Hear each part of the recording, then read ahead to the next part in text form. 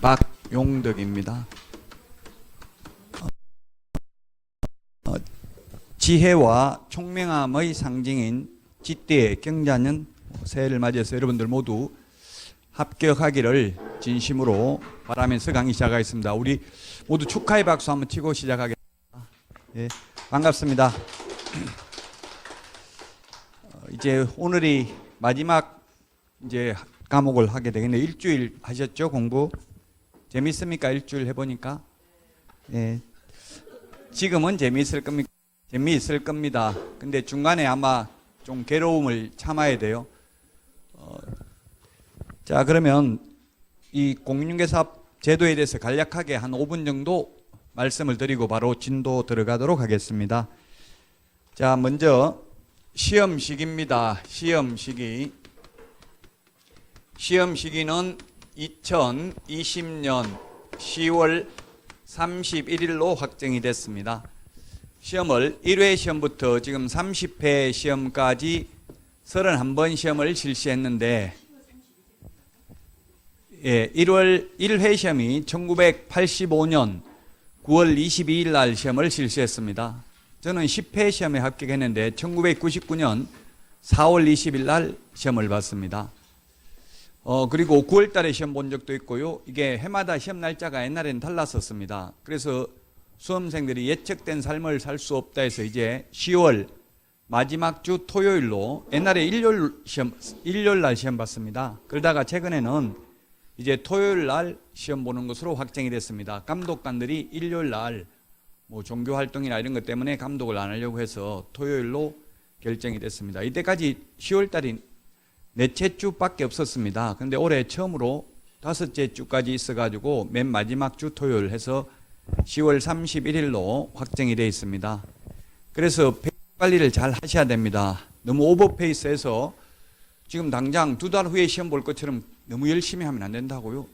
지금 보니까 살기가 느껴져요. 너무 열심히 하려고 하는 것 같아요. 좀 신압으로 모르는 사이에 조금씩 하다 보면 나중에 10월 31일 날 가슴 벅찬 혀를 느낍니다. 너무 오버페이스 하지 말라고요. 무리해서 너무 예습 복습 많이 하면 빨리 지쳐서 쓰러지는 수가 있어요. 마라톤이라고요. 지금 마라톤이고 애기들 말 배우는 거하고 똑같아요. 저도 뭐 텔레비전 제 마음대로 못 보고 그냥 와이프가 틀어놓으니까 억지로 보는데 슈퍼맨이 들어왔다 이런 거 보니까 애들 말 못하다가 만 1년 지나니까 말하더라고요. 마찬가지로 우리도 만 1년은 공부를 해야 이게 말문이 트인다고요. 이제 내용을 알게 된다고요. 지금은 쉬운데 가면 갈수록 어렵다가 이제 시험 보는 날 60점은 받을 수 있을 것입니다. 자, 그러면 합격 인원을 보겠습니다. 합격 인원. 합격 인원을 보면 작년에 27,078명이 합격을 해서 응시자 대비 37% 합격 인원이 나왔습니다. 1회 시험에 6만 명을 합격시켰습니다. 60% 합격했습니다. 1회 시험에.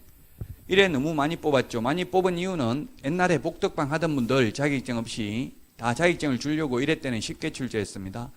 그래서 웬만한 사람은 1회 때 다 합격했습니다. 이미 기득권을 가지고 옛날에 복덕방 하던 분들은. 그래서 2회부터 10회 시험까지는 2년에 한 번 시험을 시행했고요. 2회부터 9회 때까지는 2년에 3,000명을 선발했습니다. 상대평가였습니다. 2회부터 9회 때까지는. 그러다가 제가 합격한 10회 때 이제 가장 많이 뽑을 때인데요. 이때 2년에 3,000명 뽑다가 10회 때 저는 시험을 한 15번 봤는데 2번 합격했어요. 쉽게 출제할 때만 합격했어요. 재수로. 운이 좋은 거죠. 여러 번 보다 보면 언젠가는 쉽게 낼 때가 있거든요. 예, 그래서 여러분들은 무조건 오래 합격해야 되니까 열심히 해야 되지만 이제 저는 열심히 안 해도 계속 보다 보니까 한 번은 합격할 수도 있다는 이야기예요. 아니, 저는 강의를 하니까 이제 그 패턴을 익히기 위해서 계속 실제 시험장에 가서 문제를 보는 게 훨씬 더 기억에 오래 남거든요. 강의할 때 어떤 패턴으로 나오는지 그걸 기억하기 위해서 계속 시험을 봤어요. 근데 지금은 시험을 볼 수가 없습니다. 이미 합격하면 큐넷에 산업인력공단 홈페이지에 입력이 안 돼요. 아예. 기한은 이미 합격하였으므로 응시할 수 없습니다. 이렇게 화면이 뜨더라고요. 지금은 뭐 제가 볼 수는 없는데 어쨌든 그래서 9회 때 1999년도입니다. 김대중 정부 때 IMF 극복 차원에서 이제 절대평가로 바꿨고요. 15,000명 정도를 선발하게 됐습니다. 99년 10회 때부터 지금까지 20년 동안 해마다 15,000명 이상이 선발됐습니다. 해마다. 작년에 27,078명이고요. 그래서 지금까지 합격한 인원은 총 45만 명입니다. 물론 지금 말하는 건 안 나와요. 그냥 대략적으로 여러분들이 공부하는 데 방향을 잡기 위해서 말씀드리는 거고, 이런 숫자가 시험에 나오지는 않죠. 이때까지 45만 명의 공인중개사를 배출했습니다. 1회 때부터 30회까지 35년 동안 45만 명을 배출했고, 그 중에서 개업을 한 사람은 10만 5천 명입니다. 자격증 취득한 사람 중에서 4명 중에 1명이 개업을 했습니다. 나머지 1명 정도는 소속 공개사로 취직을 했을 수 있고, 나머지 절반은 소위 장농민이라고 하죠. 거의 자격증만 따고 중개업을 안 하는 경우도 있습니다. 저도 자격증 2개 냈는데 중개업을 안 하고 있잖아요. 안 하는 사람이 많아요. 그래서 점수가 80점 이상 합격하면 개업을 안 하는 게 좋아요. 거의 80% 이상 망합니다. 고득점을 하면은요, 65점 밑으로 받으면 95% 이상 성공합니다. 통계를 보면, 빅데이터를 보면. 그러니까 여러분들 너무 걱정하시는 것 같은데 80점 넘으면 어떻게 하나? 열심히 해도 잘 안 나옵니다. 80점 넘게. 너무 걱정하실 필요는 없어요.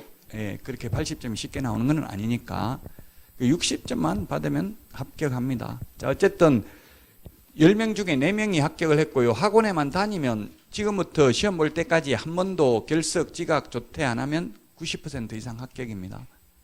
물론 뭐 맨날 지각하고 조퇴하고 공부 안 하면 안 되겠지만, 지금 이거 학원 안 다니는 분들 포함해서 37%니까 학원 다니는 분들은 합격률이 훨씬 높죠. 혼자서 하는 거는 거의 불가능합니다. 보통 의지가 강하지 않으면 혼자서 스스로 그 페이스 관리를 하기가 쉽지가 않다는 이야기입니다. 자, 그 다음에 응시 자격입니다. 응시 자격. 응시 자격은 옛날에는 만 20세 이상인 대한민국 국민에 한하여 응시할 수 있다, 이렇게 돼 있었습니다. 옛날에는. 근데 지금은 나이 제한, 학력 제한, 국적 제한, 아무런 제한이 없습니다. 교도소 복역 중인 자도, 파산 선고받은 자도, 피성년 후견인, 피한정 후견인, 미성년자 모두 시험 볼 수 있습니다. 다만 시험 못 보는 것은 오직 2가지밖에 없습니다. 자격 취소되고 3년 미경과자, 그 다음에 부정행위하고 5년 미경과자만 시험 볼 수 없습니다. 부정행위하고 무효 처분일로부터 5년 미경과자만 시험 볼 수 없습니다. 이거 말고는 전부 다 시험 볼 수 있습니다. 작년에 그 합격자 분포도를 보면 70대도 20명 합격했습니다. 70대가. 산업인력공단 홈페이지에 큐넷에 가면 다 통계가 나와 있습니다. 10대보다 오히려 70대가 합격 인원이 많아요. 이게 지금 70대는 안 계시는 것 같은데요. 그 나이 많아서 그런 말씀 많이 하시더라고. 나는 이해는 되는데 나이가 많아서 암기는 안 된다, 이런 말씀을 많이 하는데, 2차 과목은 솔직히 말하면 암기 과목이 암기해야 될 부분이 많이 있습니다. 2차 과목은 대체로. 1차도 암기해야 됩니다. 궁극적으로는. 민법도 이해는 하지만 마지막에 가서는 판례 결론은 암기를 해야 돼요. 이해를 하면서. 그래서 암기해야 될 부분이 많이 있는데 계속 반복하다 보면 암기도 됩니다. 뭐 나는 암기는 안 된다, 이런 거는 우리 말하는 거 이것도 다 암기해가지고 하는 거잖아요. 이 단어가 뭐 특별한 논리적인 게 아니잖아요. 말하는 것도 다 암기를 해서 이 말은 이 뜻이다, 이런 걸 암기가 됐기 때문에 지금 말을 하는 거예요. 이순재 씨가 80이 넘었는데도 지금 대본 다 암기를 합니다. 그렇게 대본을 암기할 수 있는 거는 눈만 뜨면 계속 대본을 보니까 암기가 된다 하더라고요. 그래서 계속 반복하면, 노력하면 암기도 됩니다. 너무 걱정하실 필요는 없어요. 가장 합격 인원이 많은 연령대는 40대입니다. 40대, 50대, 30대, 60대, 20대, 70대, 10대입니다. 인원수로 보면. 그 10대가 합격 인원이 가장 적어요. 왜 그렇겠어요? 10대는 70대보다 머리가 나빠서? 아닙니다. 시험은 봤어요. 지금 시험 본 사람 중에서 말하는 거예요. 시험 안 본 사람 가지고 말하는 게 아니고. 10대는 성취 동기가 없기 때문에 그렇습니다. 10대들 전부 다 온 이유가 뭔지 물어보면 부모님이 지금 자격증 없이 나무 자격증 빌려가지고 하고 있는데 자격증만 따주면 1,000만 원 줄게, 2,000만 원 줄게, 차 사줄게, 이렇게 해가지고 정지조건부 계약을 체결하고 오신 분들이 대부분. 예, 그래서 그러니까 자기가 할 마음이 있어야 되는데 시켜서 하니까 수업 들으면서도 그냥 수업 들었다고 이야기해 주세요 하고 수업도 안 듣고 가요. 엄마 전화 오면 듣고 갔다고 이야기해 주세요. 이렇게 하고 간다고요. 그러니까 합격할 확률이 낮을 수밖에 없죠. 그래서 절박함이 일단 있어야 된다고요. 내가 꼭 합격해야 되겠다는 마음이 있어야 된다고. 그런 마음이 없으면 합격하기가 힘듭니다. 절박한 마음이 있어야 된다. 자, 그래서 자격 취소 3년인데 오늘 프린트 2장을 내드렸습니다. 이게 시험 볼 때까지 볼 겁니다. 오늘 이걸 다 하는 게 아니고요. 시험 볼 때까지 계속 봐야 되는 내용이고요. 이것만 다 알면 80점은 받습니다. 이게 있는 내용만 다 알면. 책 한 권을 2장으로 압축시켜 놓은 거예요. 자주 나오는 거, 꼭 기억해야 될 것들. 그래서 이것만 보면 되는데 이제 찾아서 수업할 때 계속 밑줄 치시고 계속 보다 보면 말 배우는 것처럼 나중에 되면 다 알게 된다고요. 자, 지금 자격 취소되고 3년간 시험 못 본다고 했는데 거기 어디 있냐면 우리 프린터 46번에 동그라미 5번 찾아가지고 밑줄 치세요. 형광펜 가지고 다니면서 밑줄 치세요. 아니면 색깔이 있는 볼펜으로 밑줄을 치세요. 왜냐하면 이게 나중에 보면 누가 밑줄은 칠하는데 처음 보는 것 같다 이런 느낌이 들도록 충격받으라고 밑줄 치라고 하는 거예요. 46번에 몇 번에 있다고요? 5번 자격 취소 3년 공인 결격 사유 이렇게 돼 있죠.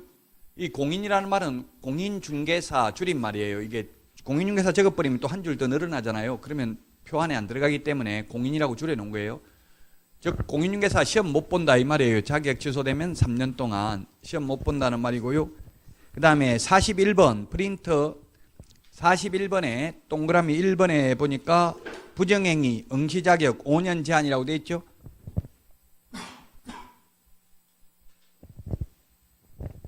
거기도 좀 밑줄 치세요. 41번에 1번 부정행위 하면 5년간 시험 볼 수 없다. 밑줄 치세요. 이 두 개만 시험 볼 수 없고요. 나머지는 모두 시험은 볼 수 있다라고 했습니다.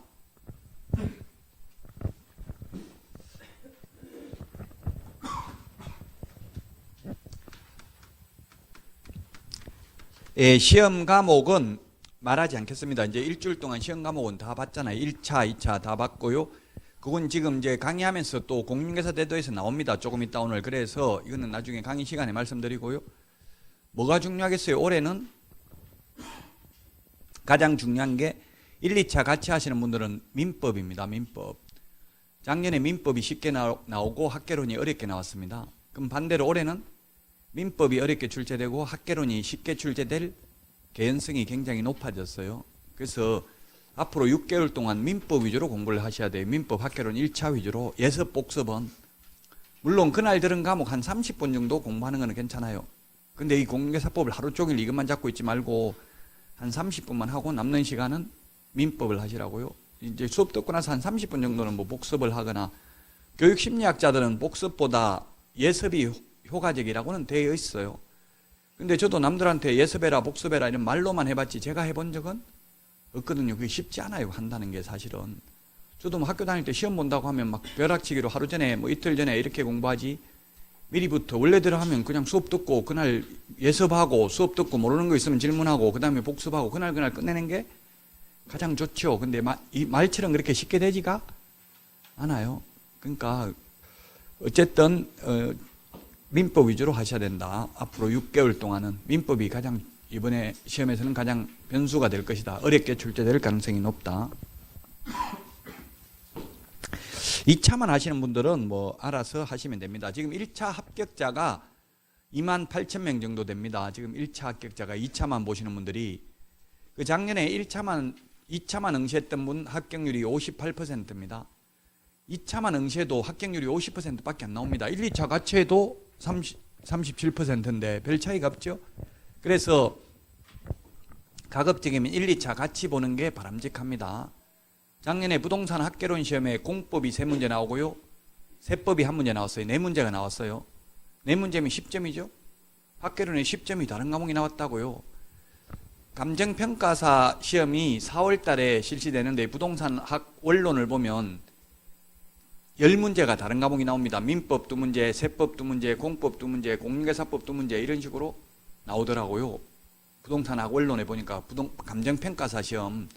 그래서 우리 부동산 학개론 시험도 다른 과목, 공법이나 세법 이런 과목이 나올 수 있다는 이야기예요. 그래서 1, 2차 같이 하는 게 훨씬 더 유리하다는 이야기입니다.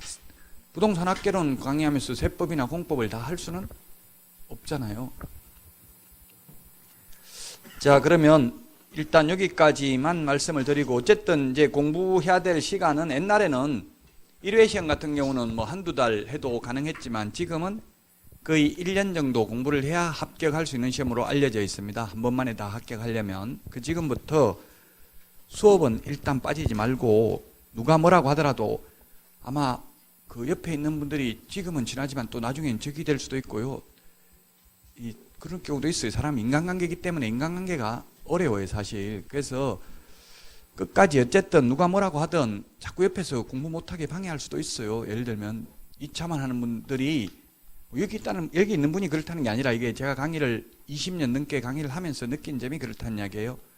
중간에 이런 거 공부할 필요 없다, 그냥 혼자 하면 된다, 수업 들을 필요 없다 이렇게 할 수도 있다는 이야기예요. 누군가가 여기 우리 학원이 아니라도 다른데 주변의 이웃에서도 그렇게 하더라도 그냥 1년 동안 속았다 생각하고 그냥 학원만 빠지지 말고 끝까지 한번 다녀보세요. 끝까지 최선을 다해보고 떨어지면 그때는 미련 없이 뭐 결정을 할 수 있지만, 제대로 해보지도 않고 남의 말만 듣다가 저한테도 물으러 와요. 나중에 2차 포기할까요? 물으러 온다고 중간에 이제 점수가 안 나오고 이러면은, 그럼 제가 죽으라고 하면 죽을 겁니까? 자살하세요 하면 자살할 겁니까? 물어보면 왜 내 인생을 남한테 맡기냐고요? 이게 공부하는 방법은 사람마다 다 다르기 때문에요. 뭐 필기하는 게 좋다, 안 하는 게 좋다, 뭐가 좋아요? 정답은 없어요. 내가 하는 게 좋으면 하는 거고 하기 싫으면 안 하면 돼요. 저도 물론 남자분들은 필기를 하지 않기를 권장합니다. 왜냐하면 남자분들은 육체와 정신이 분리가 안 돼요. 제가 밥 먹다가 친구 전화 오면 밥 다 흘려. 전화 받는데 신경 쓰다 보면 밥 못 먹어요. 근데 제가 와이프는 보니까 운전하면서 립스틱 바르면서 전화 통화하면서 여러 가지 일을 다 하더라고요. 여자들은 그게 육체와 정신이 분리돼서 다 가능해요. 여자분들은 뭐 필기하면서 말도 들을 수도 있어요. 근데 남자분들은 말 듣는 거하고 필기하는 거 둘 다 못하면, 한 가지만 한다면 차라리 말하는 걸 듣고 필기는 안 해도, 이 자료 그냥 있는 거 2장 다 미리 제가 해놨어요. 핵심적인 거는 이 2장만 그냥 밑줄 치시고 하셔도 된다는 이야기입니다. 남자와 여자의 구조 자체가 달라요. 틀린 거하고 다르는 거하고 다르죠. 다를 뿐이에요, 서로. 자, 그러면 이제 바로 20페이지 진도 들어가도록 하겠습니다. 20페이지 총칙인데요. 총칙, 총체적 규칙 이런 뜻이고요. 시험에는 거의 출제가 되지 않습니다. 시험에는 이 총칙은 이 앞에 서설은 출제가 되지 않습니다. 거의 출제가 되진 않는데 간략하게 책에 있으니까 간략하게만 보겠습니다. 20페이지 부동산 중개와 관련해서는 기본법 또는 일반법이라고 부르고요. 21페이지 중간법, 그 다음에 3번 국내법 이런 말을 적어놨는데요. 자, 그러면 일반법, 특별법 시험에는 거의 안 나온다고 했어요.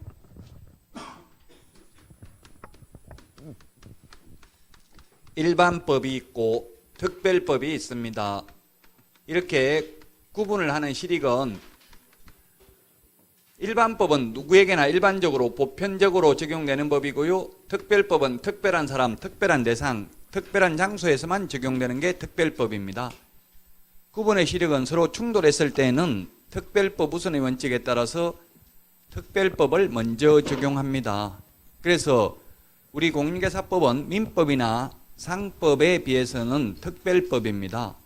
그러면 민법하고 공인중개사법이 충돌하면 민법을 먼저 적용하는 게 아니라 공인중개사법을 먼저 적용한다고요?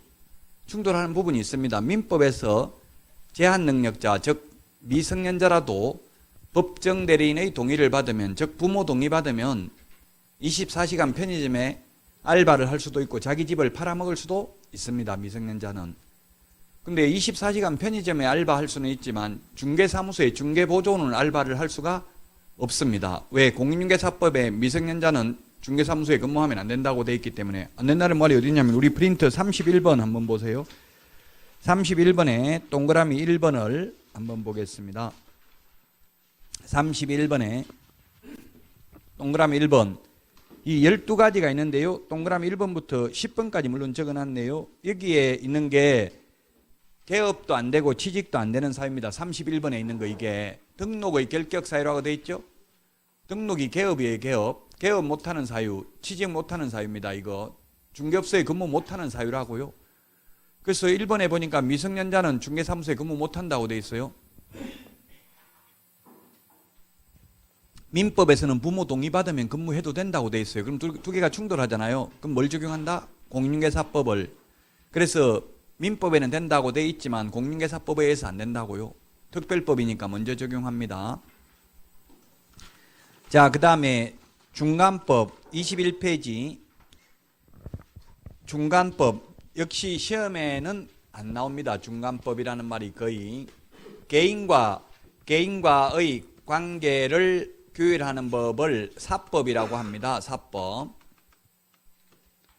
수험생들은 옛날에 보니까 공인중개사법을 줄여서 공인중개사니까 사법 이렇게 하던데 공인중개사법은 사법이 아닙니다. 여기서 사법은 민법이 사법이죠. 개인과의 관계를 규율하는 법이 사법입니다.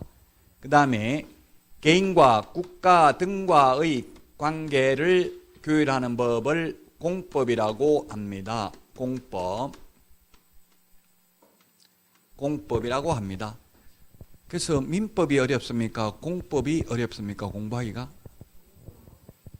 민법이 어렵습니다. 사생활은 파면 팔수록 복잡해져요. 사생활이니까 이거는. 처음에 할 때는 민법이 쉬워 보여요. 왜냐하면 우리가 일상생활에서 많이 쓰던 내용들이니까 쉬워 보이는데 민법은 하면 할수록 어렵고 그래서 이걸 법조문에 일일이 다 규율할 수 없기 때문에 민법은 다툼이 있으면 판례의함 이런 게 한 34문제 정도 나옵니다. 40문제 중에. 공법은 다툼이 있으면 판례의함 이런 게 한 문제 나올까 말까 거의 없어요. 왜? 법조문에 다 있습니다. 공적인 관계이기 때문에.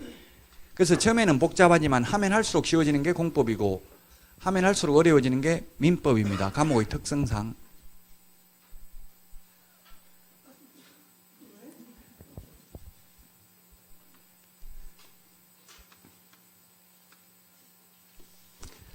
자, 그런데 우리 공인중개사법은 이런 공법과 사법의 중간법입니다. 중간법.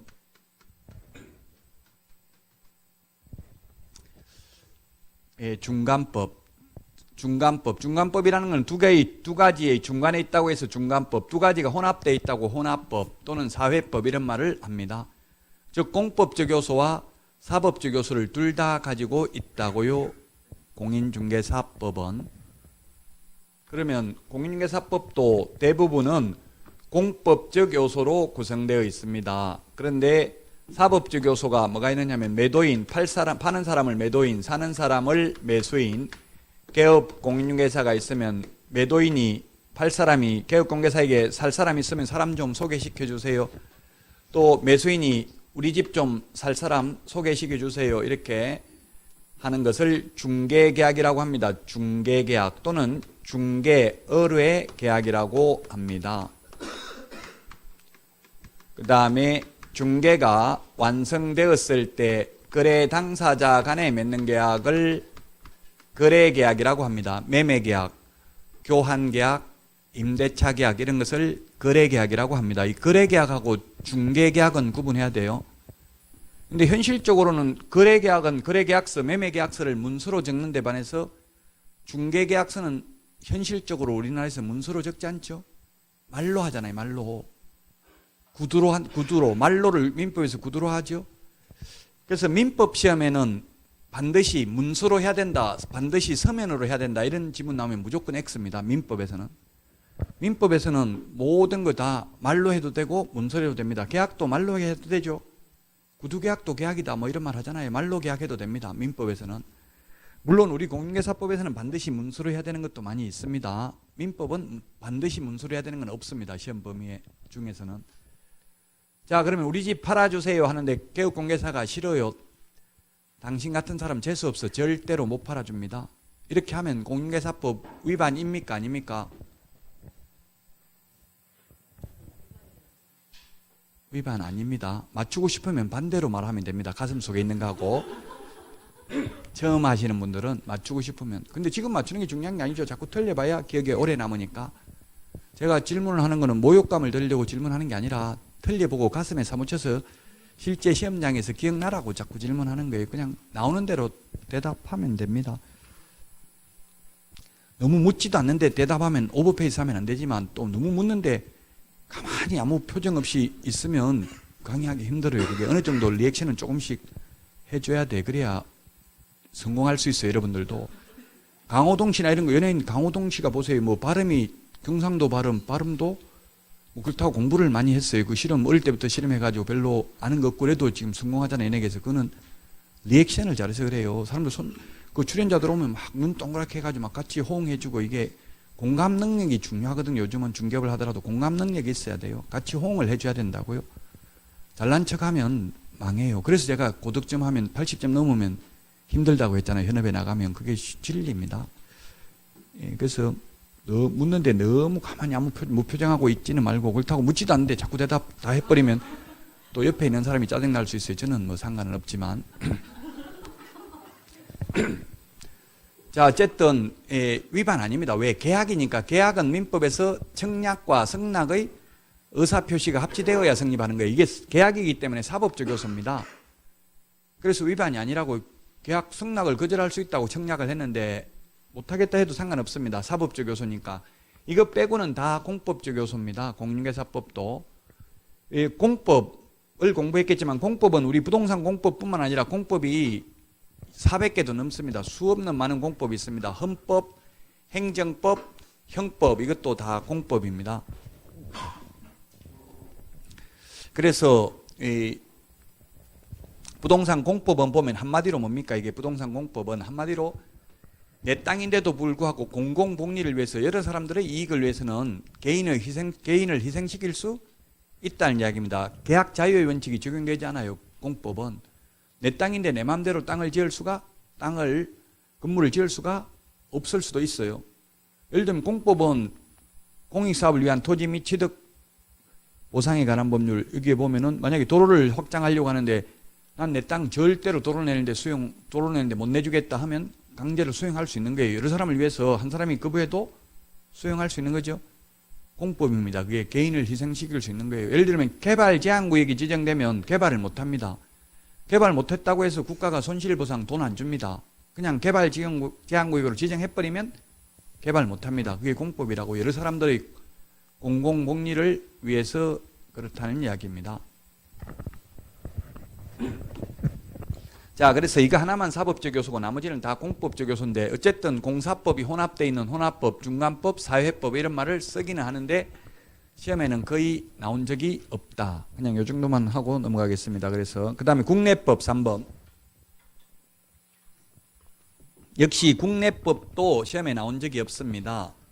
대한민국 영토 내에서만 적용되는 법입니다. 따라서 우리나라 무등록업자가 우리나라에서 자격을 취득하지 않고 예를 들면 캐나다에 가서 중개업을 하다가 적발되면 그 나라 법률에 저촉될 수는 있지만 우리나라 공인중개사법 위반은 아니라는 이야기입니다. 우리나라에서만 적용된다고요. 국제법이 아니고요.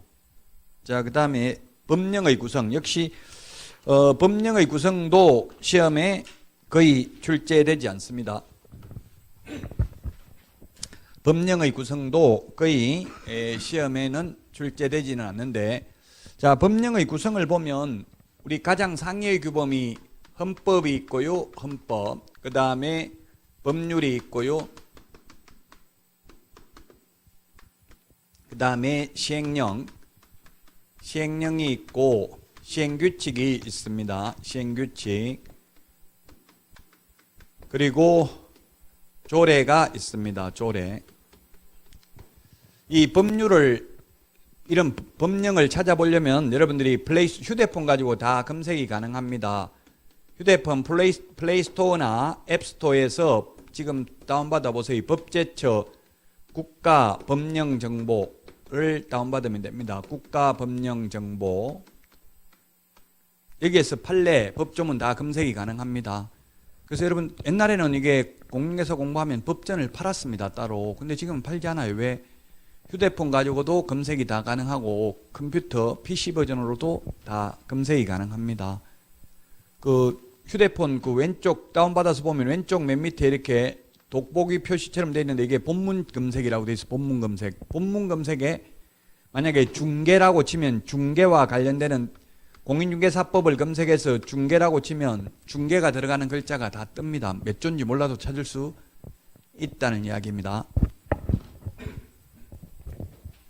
그래서 꼭 지금 다운 못 받으면 쉬는 시간이라도 다운 받아 보세요. 계속 그래서 자꾸 찾아보셔야 됩니다. 자, 이런 상위 규범에 위반된 하위 규범은 무효입니다.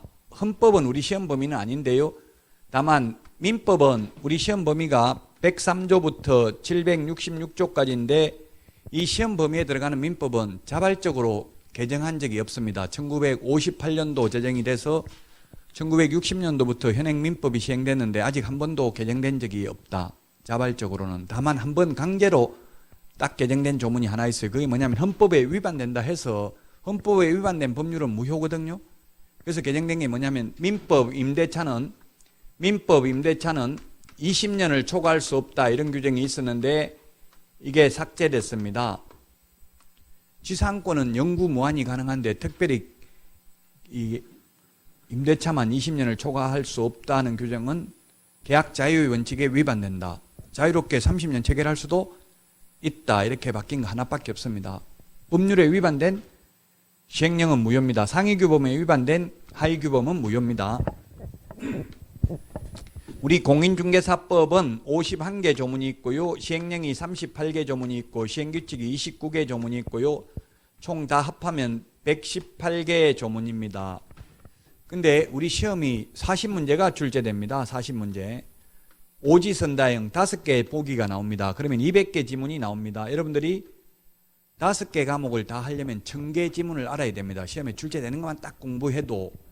그래서 어떤 분이 인터넷에 올렸더라고. 기본서를 다 대보니까 페이지 수가 4000페이지더라. 4000페이지를 다 봐야 되냐? 봐야 됩니다. 왜? 1000문제를 맞춰야 되니까 그 4배수인 4000페이지 정도는 읽어봐야 되겠죠? 한 과목당 200개 지문이 나온다고요. 실제 시험에 40문제니까 오지선다형으로 따지면. 근데 딱 시험에 나올 것만 공부할 수는 없잖아요.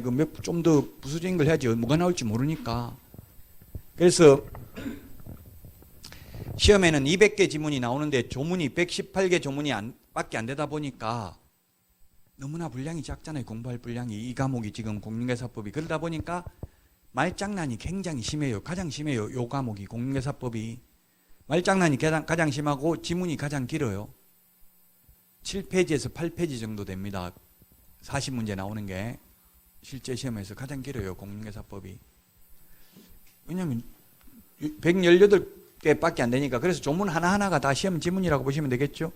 따라서 공인중개사법은 전혀 안 들어본 게 시험에 나오는 것은 거의 없습니다. 작년에 딱 1개 지문이 있었어요. 제가 말 안 한 지문이 딱 1개 지문이 나왔어요. 민법이 점유가 중개대상 권리냐 이게 하나 나오긴 했는데요. 어쨌든 그래서 아주 디테일하게 세부적으로 공부를 해야 된다. 공인중개사법은.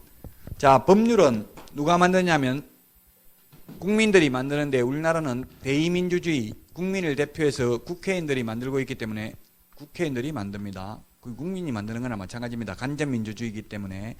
그 다음에 시행령은 대통령령이라고 합니다. 대통령령은 대통령이 만듭니다. 대통령 명령의 줄임말입니다. 시행규칙은 각 부 장관의 명령입니다. 부령이라고 합니다. 각 부 장관의 명령입니다. 그래서 국토교통부 장관이 만듭니다. 우리는 주무부서가 국토교통부니까 따라서 국토교통부령, 대통령령이라고도 합니다. 이 법률은 포괄적 내용을 규정하고 있습니다. 그리고 시행령은 세부적 내용을 규정하고 있고요. 시행규칙은 아주 세부적인 내용을, 디테일한 내용을 규정하고 있습니다.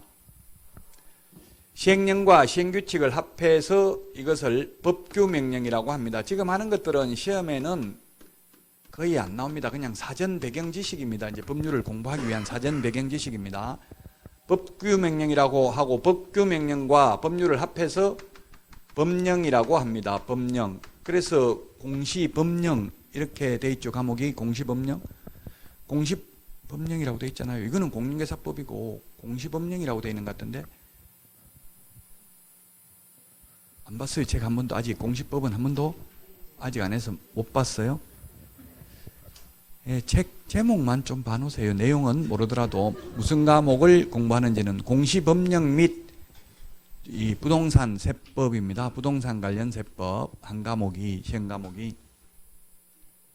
자, 어쨌든 법령이라는 말은 시행령, 시행규칙까지도 시험 범위에 들어간다는 의미입니다. 이게 법령의 구성이 되겠고요. 자, 그 다음에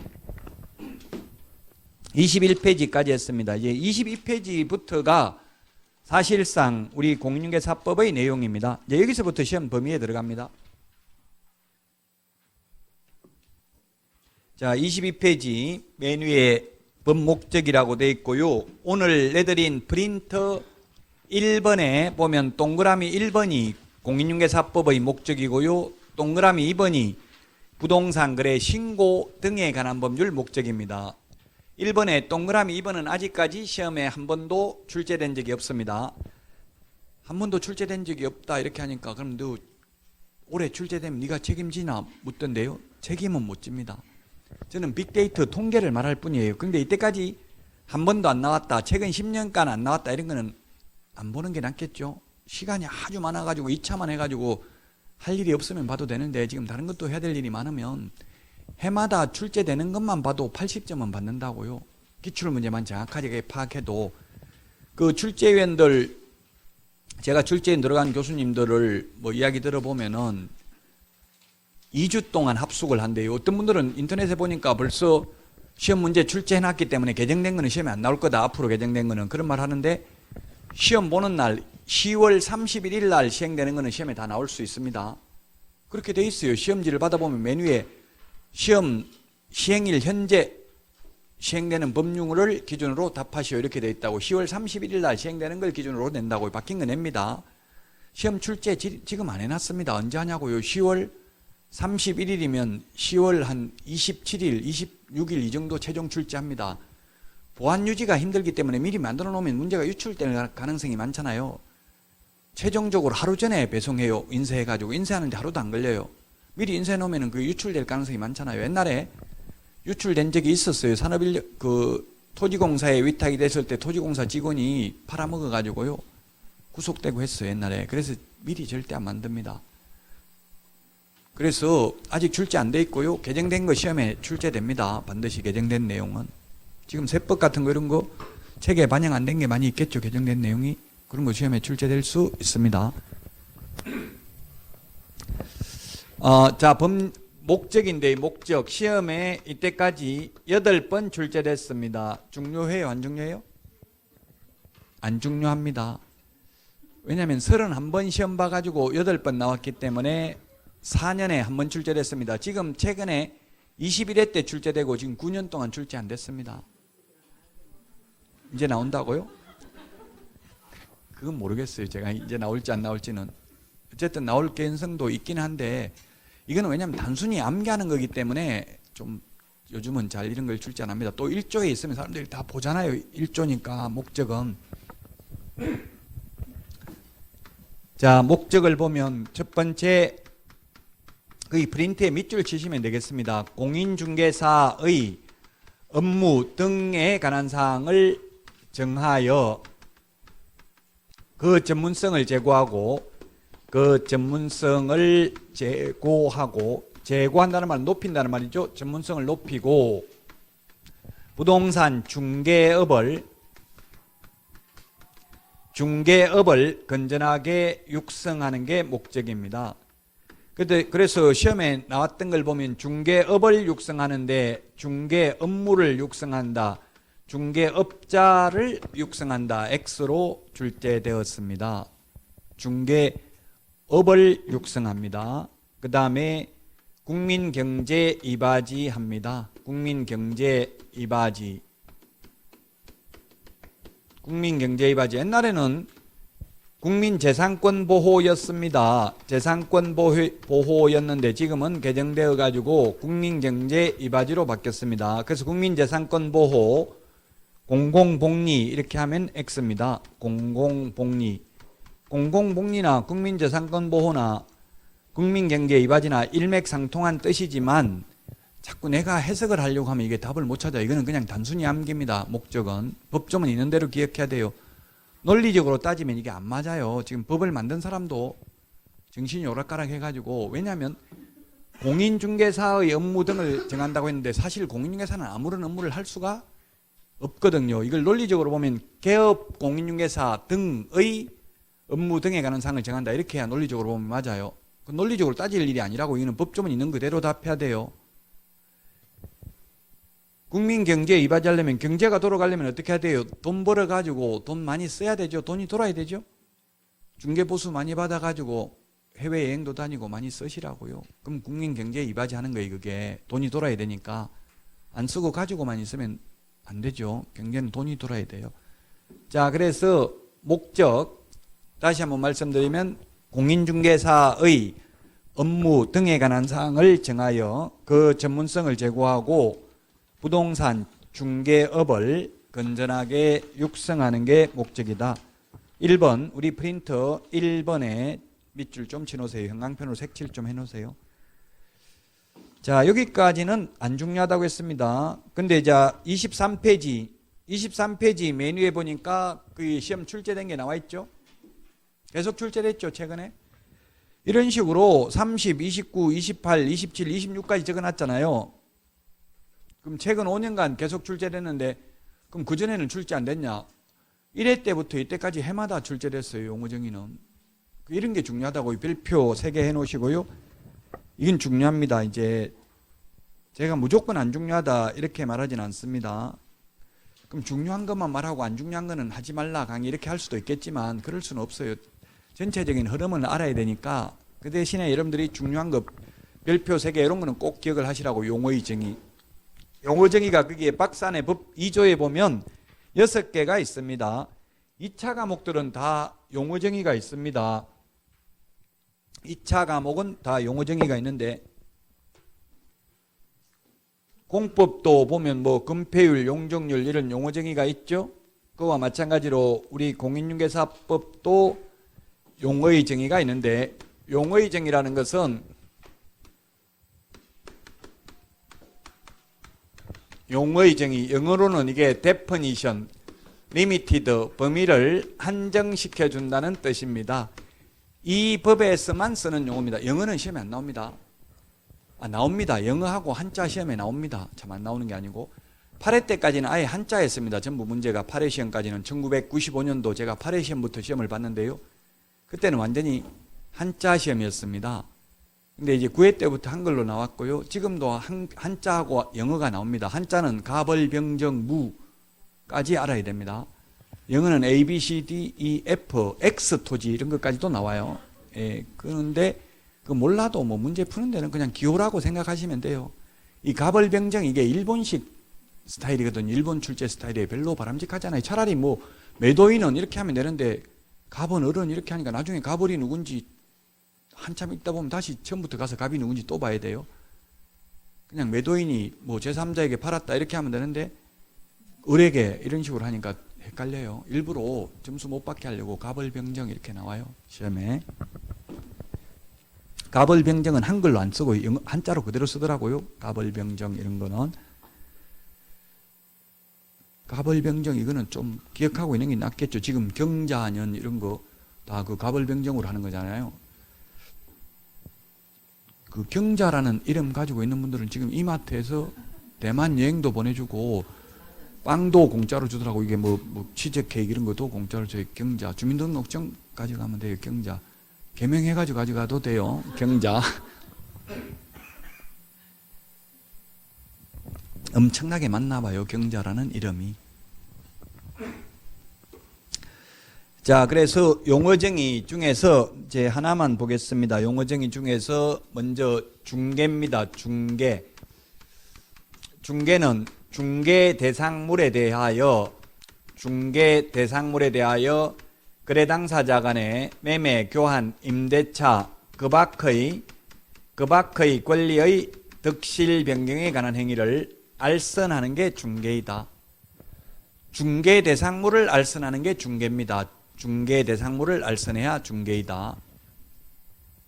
그래서 중개 대상물이 아닌 걸 알선해도 중개가 아닙니다. 그래서 예를 들면 대표적으로 중개사물이 아닌 게 시험에도 출제되었는데 권리금은 중개사물이 아니라는 판례가 있습니다. 권리금은. 자, 우리 공인중개사법 제33조 제3호 우리 프린터 11번에 동그라미 3번 찾아서 밑줄 치세요. 11번에 왼쪽에 동그라미 3번 보니까 중개, 보수, 초과, 징수 어떠한 명목으로도 X 이 말은 어떠한 명목으로도 안 된다 이 말이죠. 강행 규정이고 초과 부분은 무효다. 전부 무효가 아니라 초과 부분은 무효다. 우리 중개보수가 보면 최대 11번에 왼쪽에 동그라미 3번 우리 중개보수는 시도조례에 의하면 최대 0.9%밖에 안 됩니다. 최대가 0.9%. 그러면 1억이면 최대 90만 원밖에 안 돼요. 그런데 90만 원인데 예를 들면 1000만 원 받기로 약속을 했으면 초과 부분 910만 원은 줄 필요 없습니다. 무효니까.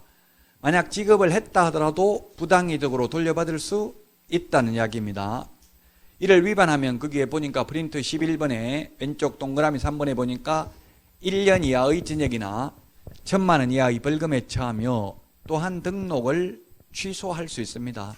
이 두 장 가지고 계속 시험 볼 때까지 보면 지금은 무슨 말인지 하나도 몰라도 시험 볼 때는 다 안다고 너무 슬퍼하거나 노여하지 마시라고 모르는 게 있어도 모르는 게 있으면 그냥 넘어가야 돼요. 자꾸 스트레스 받아서 죽겠다 이런 분이 계시던데 스트레스는 항상성이 깨지면 스트레스를 받거든요. 그러면 항상성을 유지하려면 죽어야 돼. 죽으면 아무런 변화가 없어요. 항상성이 유지된다고 스트레스 안 받는다고요? 살아있는 동안은 다 스트레스 받고요. 스트레스 지수가 100이 가장 높다고 보면 그 정신과 의사가 쓴 책에 보니까 가장 스트레스 높은 게 우리나라에서는 배우자 사망하고 자녀 사망이 동률 1위더라고요. 100이에요. 100 스트레스 지수가. 외국에서는 배우자 사망이 1위고 자녀 사망은 그렇게 스트레스가 높지 않더라고요. 제가 그런 게 아니고 외국에 그렇다고. 그 외국 사람은 개인주의잖아요. 자식 필요 없고 그냥 내가 잘 사는 게 중요하지. 외국이라고 하면 주로 이제 유럽이나 선진국을 이야기하는데 그건 20살 되면 다 내보내요. 자기가 돈 벌어가지고 학교 다녀야 대학. 우리처럼 뭐 대학 졸업하고 집 사주고 이런 거 안 한다고요. 외국에서는 다 내가 그냥 부모가 돈 번 사람 자기가 편하게 먹고 살지 애들한테 그렇게 목숨 안 걸어요. 여러분도 빨리 애들한테 정 떼라고요. 정 준 만큼 나중에 상처받아요. 저도 다 정 뗐어요. 그러니까 마음 편하더라고. 뭘 하라고 할 필요도 없고 그냥 지 인생 지가 사는 거고 내 인생 내가 살면 돼요. 예, 그러면 아무런 스트레스 받을 게 없어요. 그 결혼하면 스트레스 있을까요? 없을까요? 예, 스트레스 지수가 50이더라고 결혼하면. 사망하면 100인데 저도 지금도 스트레스 받고 있어요. 텔레비도 제 맘대로 못 보고 맨날 틀어놓으면 제가 보려고 틀면 탁 틀어버리고 자기 보고 싶은 거 보고 와이프가 이러니까 엄청 스트레스 받아요. 예, 근데 뭐 어쩔 수 없죠. 그럼 또 이혼하자니까 이혼하면 또 더 스트레스 받으니까 어쩔 수 없이 참고 있는 거예요. 예, 항상 더 사랑하는 사람이 손해를 볼 수밖에 없죠. 사랑 안 해도 뭐 이혼하자고 하면 나이 먹어가지고 이혼당하면 남자만 괴롭다고 자꾸 겁주고 이러니까 할 수 없이 참고 사는 거예요. 얼마나 괴로울지 모르지만. 어쨌든 그래서 스트레스 두려워하지 말고 그냥 살자. 그냥 그대로 살면 돼요. 그냥 스트레스 있으면 그대로 받고 살면 되고 너무 그걸 막 거부하면 오히려 병 생긴다고요. 그냥 받아들이고 살면 돼요.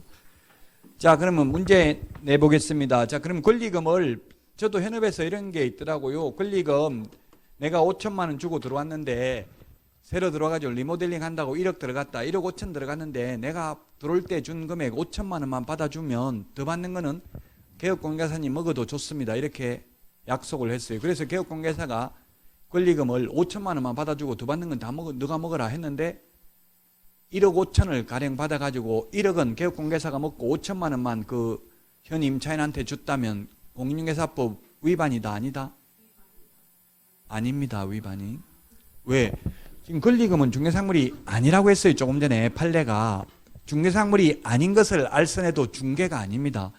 중개가 아닌 걸 하고 받는 돈은 중개보수도 아닙니다. 그래서 많이 받아도 공인중개사법 위반이 아닙니다. 자동차, 여러분들 볼펜 이거 중개상물 아닙니다. 볼펜 옆에 사람한테 소개시켜주고 100원을 받든 100만 원 주면 100만 원 받아도 공인중개사법 위반은 아니라고요. 자동차도 중개상물이 아닙니다. 그럼 중고자동차 딜러들 뭐 이렇게 중개해주고 돈을 많이 받든 적게 받든 그건 공인중개사법 규율 대상이 아니에요. 왜? 중개사물이 아니니까. 중개대상물이 아닌 걸 알선해도 중개가 아니라고요. 중개대상물을 알선해야 중개입니다. 중개상물은 오늘 할 거예요. 조금 있다가 토지, 건축물, 임목, 공장재단, 광업재단이 중개상물이에요. 지금 현업에서 보면 개업공개사들이 이삿짐 센터 알선해도 돈 받고요. 법무사 소개해도 돈 받고 돈 받아요. 그 다음에 뭐 리모델링 하는 거 인테리어 업체 소개시켜줘도 10% 정도 받아요. 리모델링 완전히 뭐 옛날 집 하려고 하면 한 3, 4천만 원 들어요. 완전 새 집처럼 하려면. 그럼 300만 원 커미션 받아도 중개가 아니라고. 그거는 중개상물이 아니기 때문에 그런 건 하고 받는 돈은 중개보수가 아니니까 이거 0.9% 이런 거 적용이 안 된다 이 말입니다. 중개 대상물을 알선하는 게 중개다. 이게 국어사전에 중개라고 치보면 중개가 뭐예요? 사람 인자가 두 개 들어가 있어. 사람들 사이에서, 사람들 가운데서 소개하는 게 중개라고요. 사람 사이에서 소개하는 게 중개다. 그래서 이게 공부 잘하면 중개하기가 어려워요. 소개하는 게 쉽지가 않아요. 현업에서 보면 예를 들면 1억에 팔겠다 이러면 매수인은 그냥 1억에 사겠습니다. 이런 경우가 거의 없어요. 나는 9천만 원 아니면 안 사겠다. 그럼 개업공개사가 누구 편을 들어야 되겠어요? 만약에 한 사람 편을 든다면 이게 뭐 계약이 되려면 뭔가 협의가 돼야 되잖아요. 그러면 이게 매도인 편을 들 겁니까? 여러분은 매수인 편을 들 겁니까? 만약에 현업에 가서 누구 편을 들 거예요? 이건 좀 깎아줘야 팔립니다. 이렇게 말할 거냐고. 아니면 매수인한테 이거는 깎기 힘듭니다. 다 줘야 살 수 있습니다. 둘 중에 하나를 결정하라면 누구를 할 거냐고. 여러분들은 매도인 편을 든다고요? 꼬신다고. 예, 합격은 하면 잘 하실 것 같아요. 합격만 하면. 근데 잘 할 분들은 합격이 잘 안 돼요. 통계를 보면. 그게 안타까운 현실이에요. 그 장롱 매너가 많아요. 따놓으면 쓸모없는 사람은 잘 따고, 빅데이터를 말씀드리니까 서운하게 생각은 하지 마세요. 그 현업이 사실이 그렇다는 얘기. 제가 20년 넘게 저도 자격증을 따고 경험을 해보면서 저도 망했잖아요. 너무 점수 제가 87점 받았는데 눈 많이 받으니까 이게 결국 못하고 제가 10년 넘게 개업을 했는데 지금은 망했어요. 완전히. 안 망했으면 지금 중개업하지 뭘 하고 이거 강의하러 멀리 다니고 하겠어요. 그냥 중개업 해가지고 그냥 놀면서 지금 놀 나이인데 저도 이제. 예, 어쨌든 그래서 너무 공부 잘하는 것도 결코 좋은 게 아니에요. 딱 60점을 합격하는 게 가장 좋아요. 근데 그걸 알 수가 없으니까 조금 더 여유 있게 합격을 해야 되죠. 중개가 어려워요. 그럼 이게 누구 편을 들어야 되냐 하면 더 사랑하는 사람이 손해를 봐야 돼요. 아까 이야기를 했잖아요. 부부싸움에도. 이게 매매에서도 더 팔고 싶어 하는지 더 사고 싶어 하는지 이걸 직감적으로 동물적 감각으로 그걸 빨리 느껴야 돼. 살 사람이 꼭 살 마음이 있으면 살 사람한테 이거 깎기 힘듭니다. 지금 부동산 가격이 계속 올라가니까 빨리 이거 오르기 전에 지금 사야 됩니다. 물론 옆에 있는데 그런 게 아니라 따로 불러서 따로따로 해야 되겠죠? 둘이 같이 있는데 그런 말 하면 안 되겠죠? 예, 그러면 매도인이 급하고 꼭 팔아야 되고 이거 도저히 지금 뭐 1가구 2주택이나 이런 거 걸려가지고 지금 안 팔면 안 되고 이러면 매도인한테 지금 빨리 임자 나타났을 때 빨리 팔아야 됩니다. 이거 사람 팔기 힘듭니다. 부동산 거래가 그렇게 쉽게 되는 게 아닙니다. 예를 들면 이런 식으로 해야 된다고요. 그런 걸 잘하는 분들은 공부 못하는 분들이 잘한다고. 상대적으로 모든 신이 있다면 신이 한 사람에게 모든 능력을 다 주진 않거든요. 공부를 잘하면 또 이런 능력은 잘 안 준다고요. 통계적으로 보면.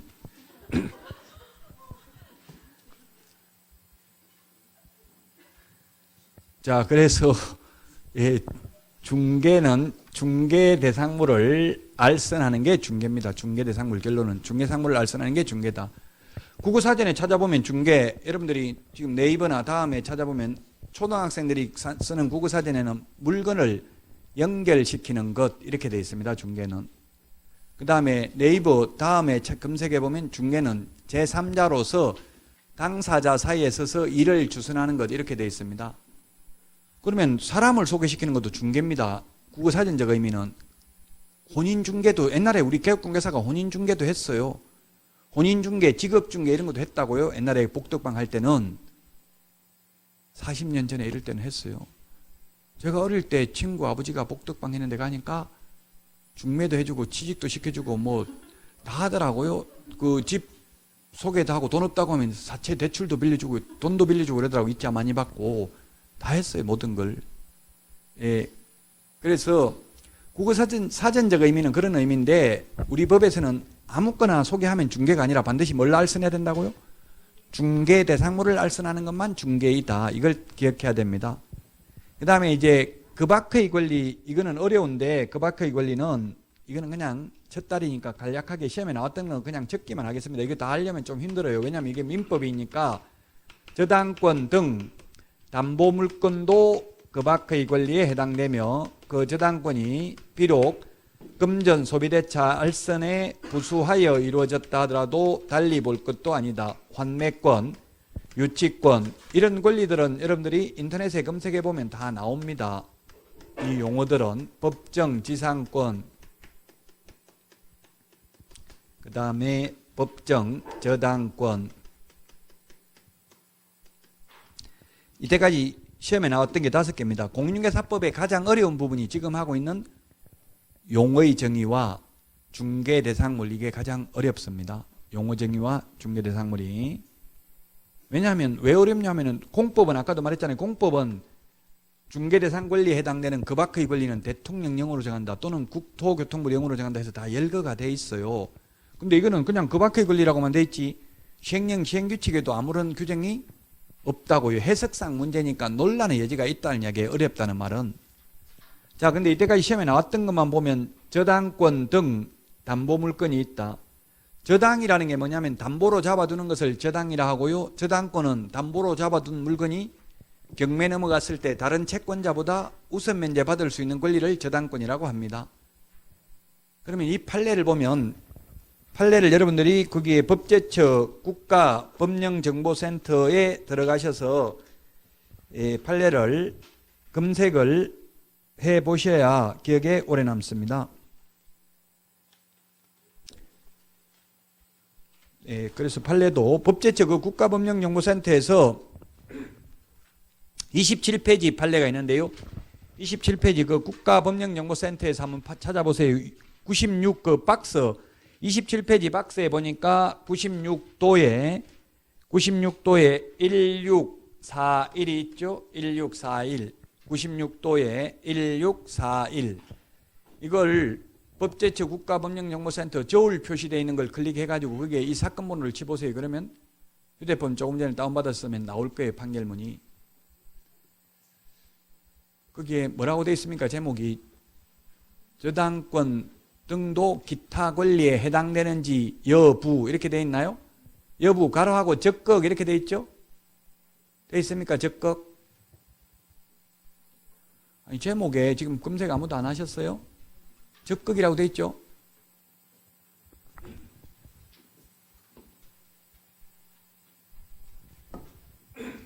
저당권 등 담보물건이 그 밖의 권리에 해당되는지, 즉 기타 권리, 옛날엔 기타 권리라고 해서 지금은 그 밖의 권리, 기타는 한자잖아요. 해당되는지 여부 아마 적극 이렇게 돼 있을 거예요. 해당된다 이 뜻이에요. 그 판례 지금 무슨 말인지 몰라도 판례를 자꾸 읽어보라고요. 그러다가 나중에는 이제 제목만 보고 결론만 암기해야 됩니다. 해당되는지 여부, 적극 이 말은 해당된다, 인용된다 이 말이고요. 소극 이 말은 해당되지 않는다는 뜻이에요. 그 가로 안에 판결문을 검색해 보면 나와 있어요. 자, 이게 뭐냐면 지금 옛날에 그 사건이 뭐냐면 옛날에 기업체 대출을 100억을 알선하고 제1금융권 대출 커미션을 3억을 받아먹었습니다. 지금 돈은 3억인지 4억인지 정확하게 아니지만 돈을 받아먹었어요. 어쨌든 대출 브로커가. 그렇게 하는 것이 처벌을 하려고 하니까 마땅한 처벌 근거가 없는 거예요. 그러다 보니까 이 저당권, 은행에서 그냥 대출을 해주는 게 아니라 담보를 잡고 대출을 해줄 거 아니에요. 그럼 저당권이나 근저당권을 설정했겠죠? 그러면 이 저당권을 설정하는 것도 중개, 저당권 설정을 알선하는 것도 중개다. 중개를 돈 받고 계속 직업적으로 하면 그건 중개업이다. 근데 자격증을 따지 않고 등록도 하지 않고 이렇게 중개를 업을 하면 무등록 중개업자로 3년 이하의 전역이나 3천만 원 이하의 벌금에 처한다는 판례입니다. 이 도라는 말은 형사사건이에요. 도가 형사사건. 가나다, 고노도가 있는데 가나다는 민사사건, 고노도는 형사사건이에요. 이 도는 대법원 형사사건이라는 뜻이에요. 민법 판례는 보면 다라고 많이 되어 있죠. 그거는 대법원 민사사건이라는 뜻이에요. 그래서 무등록업자가, 즉 개업공개사가 아닌 자가 은행 대출 알선하고 커미션을 계속 받아먹으면 무등록 중개업자로 처벌받는다는 이야기예요. 왜? 저당권 설정을 알선하는 것도 중개이기 때문에. 어려워요. 지금 어렵다 했어요. 이거는 지금 무슨 말인지 몰라요. 태어나서 처음 듣는다면. 2차가 뭐 민법이 다 됐다는 전제하에서 강의를 하거든요. 지금 이게 저당권이 뭔지도 모르는데 이런 말을 하면 당연히 무슨 말인지 몰라요. 그냥 너무 슬픈 표정 짓지 말고 넘어가자고요. 그냥 이 정도만 하고. 환매권은 뭐냐면 이것이 민법입니다. 갑과 을이 있으면 갑이 을에게서 돈을 1억을 빌렸습니다. 1억을 빌려서 그걸 담보로 하기 위해서 1억짜리 등기를 넘겨줬습니다. 갑 건물을, 부동산을 을에게 등기를 넘겨줬습니다. 넘겨주면서 환매 특약을 맺었습니다. 환매 특약은 민법에서 5년 범위 내에서 가능합니다. 특약이라는 건 특별한 약속을 말하죠. 그래서 특별히 약속을 했습니다. 5년 안에 내가 다시 1억 갚으면 다른 사람한테 팔면 안 되고, 반드시 다시 1억을 갚으면 다른 사람한테 등기 넘기면 안 되고 갑에게 되팔기로 약속하는 것을 환매 특약이라고 합니다. 근데 5년이 지났는데 1억짜리 부동산이 3억으로 가격이 올라 버렸습니다. 1억을 갚아야 등기를 넘겨받을 수 있는데 갚을 돈이 없습니다. 그러면 병한테 환매할 수 있는 권리를 2억에 팔아먹을 수 있습니다. 그럼 병은 갑에게 2억을 주고 을에게 1억을 주면 소유권을 취득하게 됩니다. 그래서 이 환매할 수 있는 권리, 즉 등기된 환매권은 양도할 수 있다고 돼 있어요. 민법에 보면 양도할 때는 중개 대상 권리이기 때문에 개업공개사만이 중개를 업으로 할 수 있다. 이게 지금 공인중개사법에서 가장 어려운 걸 지금 첫 시간에 하고 있어요. 민법도 총칙 처음에 있는 법률행위가 가장 어렵습니다. 잘 모르면 넘어가야 돼. 민법도 법률행위만 계속 잡고 있고 뒤에 물권법이 14문제 시험에 나오는데 총칙은 10문제밖에 안 나오죠. 일단 넘어가야 돼. 원래 총칙을 맨 나중에 해야 돼요. 사실은 계약법, 물권법 하고 나서 총칙을 해야 되는데 우리 책의 구성이 총칙이 먼저 돼 있죠. 민법. 이게 가장 어렵다고. 지금 우리도 공인중개사법 지금 총칙하고 있는 거예요. 지금 책 어려워요. 용어정의와 중개상물. 자, 그래서 이 두 개 중개상권리가 되고 요 세 개는 설정, 성립에는 중개 개입 여지가 없고 중개상권리가 아니고 이전, 양도할 때에는 중개 대상 권리에 해당이 된다. 유치권은 뭐냐면 유치권 여러분들이 인터넷에 검색해 보면 되고요. 유치장 할 때 유치하고 같은 뜻입니다. 한자는. 유치장에 철조망 안에 들어가면 못 움직이고 딱 안에 있어야 되잖아요. 그래서 유치권이라는 것은 한자 뜻을 보면 못 움직이게 꽉 잡고 있을 수 있는 권리가 유치권이에요. 유치장에 들어가면 못 움직이잖아요. 철조망 안에서. 그 유치권이 그런 거라고요. 그건 뭐냐면 쉽게 말하면 이게 공사를 했는데 공사 대금을 못 받은 경우 그 건물을 유치할 수 있어요. 그 지나다니다 보면 건물 같은데 플랜카드 같은 거 걸려 있는 거 봤죠? 유치권 행사 중 뭐 이런 거 적어 놓은 거 혹시 보셨는지 모르겠어요. 그 공사비 못 받은 거예요. 공사하고. 그러면 그 물건에 관하여 생긴 채권이어야 되고 민법에 보면 변제기가 도래해야 되고 점유하고 있으면 당연히 유치권이 인정됩니다. 법정담보물권입니다. 법률의 규정에 의해서 인정된다고 성립은. 따라서 유치권 성립, 설정 중개해 줄게 이렇게 할 여지는 없어요. 그러나 유치권도 일신전속적이 아닌 재산권으로서 피담보채권과 목적물의 점유를 함께 이전할 경우 그 이전이 가능하며 부동산 유치권이라 하여 달리 볼 것도 아니다. 이런 판례가 있어요. 그래서 결론은 유치권도 양도할 수 있다고 다른 사람에게 양도할 때는 중개상권리에 해당된다 이 말입니다. 시험에 해마다 나오는 거 아니니까 그냥 모르면 넘어가야 돼. 이런 거 스트레스 받지 말고요. 법정지상권, 법정이라는 말은 뭐냐면 법률의 규정 줄여서 법정이라고 합니다. 법정지상권은 법률의 규정에 의해서 땅 위를 사용할 수 있는 권리가 당연히 인정된다는 뜻이에요. 법률의 규정에 의해서. 민법 366조에 있는데 토지도 갑의 소유고 건물도 갑의 소유였습니다. 저당권 설정 당시에는 동일 소유이었다가 임의경매로 인하여 토지 소유자가 을로 바뀌어도 갑 건물은 계속해서 을 토지를 사용할 수 있는 권리를 법에서 인정하고 있습니다. 법률의 규정에 의해서. 왜냐하면 1958년도 민법이 제정될 당시에는 땅 가격이 비싸겠어요? 건물 가격이 비쌌겠어요? 그 당시는? 건물 가격이 비쌌겠죠? 1958년도에는 시골에 소 한 마리, 논 한 마디기 서울의 집 한 채 가격이 똑같았어요. 1958년도만 해도. 지금은 소값은 별로 안 올랐어요. 소는 그때도 100만 원 넘었어요. 58년도. 58년도 저는 58년 개띠가 우리나라에서 최고 많다고 알려져 있는데 사실은 70년 개띠가 더 많대요. 58년 개띠보다. 그 6.25 전쟁 끝나고 많이 전후 세대에서 많이 출산을 하잖아요. 지금 베트남 같은 데 보면 뭐 평균 연령이 20세인가 그렇다더라고요. 베트남에 보면 전부 젊은 사람밖에 없죠. 베트남 전쟁 이후에 다 출생했다는 이야기예요. 엄청나게 인구 많아요. 뭐 한 8, 9천만 명인가 되는 것 같더라고요. 오토바이도 9천만 대 정도 되더라고요. 거의 다 오토바이 한 대씩 다 있죠. 베트남 같은 데는. 어쨌든 그런 역동적이고 앞으로 베트남이 성장 가능성이 높다고 젊은 사람들이 많으니까 그 도시별로 젊은 분들이 많은 데가 있더라고요. 어제 강의했던데 어제가 제가 천안에서 강의를 했는데 그 신불당 신도시라고 이게 우리 뭐 수성구하고 비슷해요. 대구에 완전히 서울하고 집값 비슷하더라고. 거기도 뭐 천안인데도 신불당동이라고 있어요. 거기는 보니까 전부 젊은 분들이더라고. 리액션도 잘하더라고. 막 웃고 대답도 잘하고 너무 편하더라고. 강의하기가. 리액션은 그렇게 호응을 해주니까 가만히 그냥 연세 드신 분들은 그냥 리액션을 잘 안 하죠. 그냥 가만히 있으니까 숨을 쉬고 계시는지 안 쉬고 계시는지 그게 궁금해요. 그러니까 그냥 리액션을 해도 된다고요. 너무 미리 오버 리액션을 할 필요는 없지만. 자, 어쨌든 그래서 옛날에는 이게 땅보다는 건물이 비쌌는데 땅을 소유권을 취득했다고 해서 이게 내 땅에 왜 건물이 있냐 빨리 철거해라 이래버리면 사회 질서에 반하는 거로 본 거예요. 이게 건물을 다 뜯어내는 것은. 그래서 그냥 건물 계속 쓸 수 있도록 허용해줬고 단 지료 땅 주인한테 지료는 내야 된다고 땅값은 내야 된다고 사용료는 토지 사용료는 내야 된다고요. 그게 법정지상권입니다. 이름하여. 따라서 법정지상권도 성립은 법률의 규정에 의해서 성립하니까 중개상 권리가 아니지만 민법에는 법정지상권만 양도할 수도 있다고 돼 있어요. 그래서 양도할 때는 중개상 권리에 해당이 된다.